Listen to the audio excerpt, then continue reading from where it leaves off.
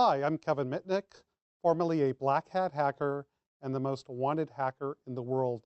Today I'm a white hat hacker, so I help organizations like yours stay secure and help your employees have better security hygiene. So what's the number one threat to your organization today? It's ransomware.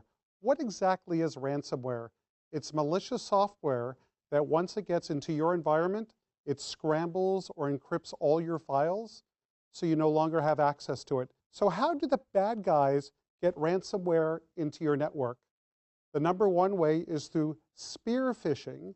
That's where the bad guy sends malicious emails to your employees, and if they click on a link, open up an attachment, it infects their computer with ransomware and scrambles all their files and even the files that are on network shares. So the threat of ransomware is actually evolving into what I call Ransomcloud. And this is how the bad guy deploys ransomware into your cloud services like Office 365. So over here on the right, I have a Windows 10 laptop that's all up to date with the security patches. It's running the latest antivirus definitions. This is the typical laptop that might be in your environment. And we're also logged into Office 365, as you can see. And you can see that my emails are pretty much normal, what you might see. I'll go through a couple of them, and we could actually read those emails.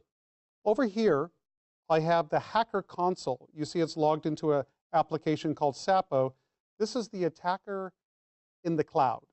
And the attacker is going to be able to send a spear phishing attack to the victim, which is over here. And once the victim falls for the spear phishing attack, you'll see what the attacker could do with their cloud-based email. So what are we going to do for the pretext, the con, the phish?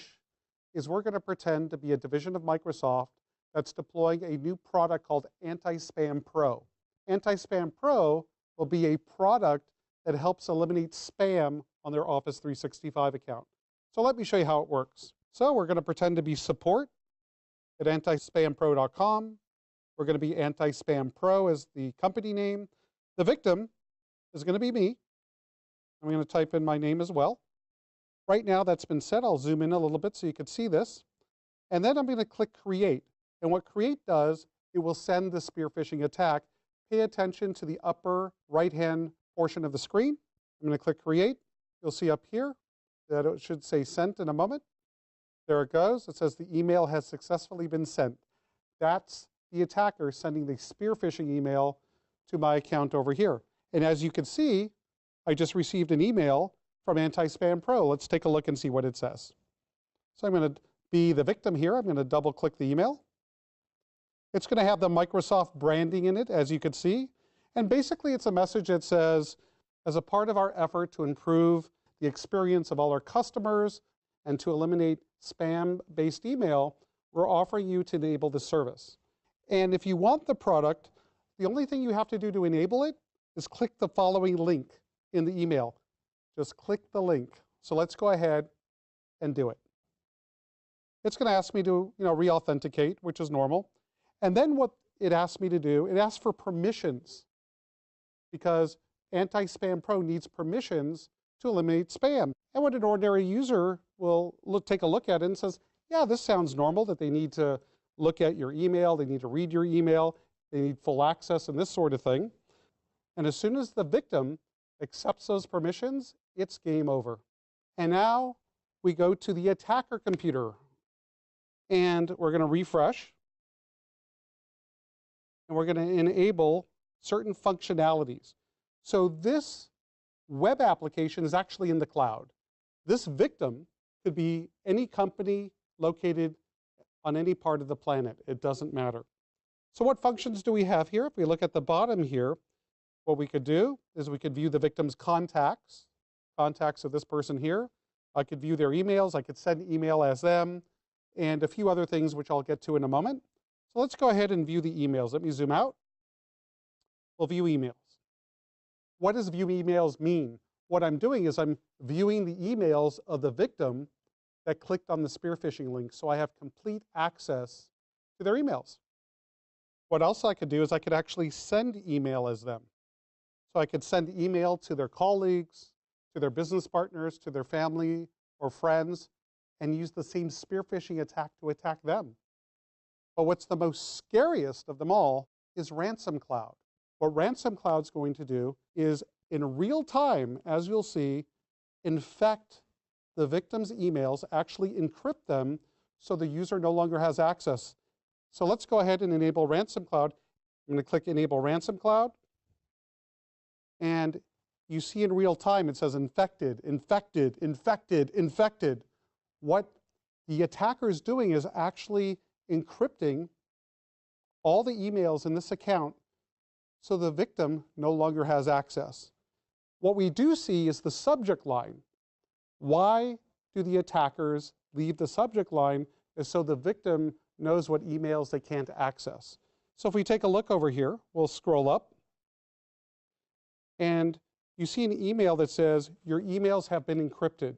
If you ever get that type of message, you're going to have a very bad day. So let's take a look at the message.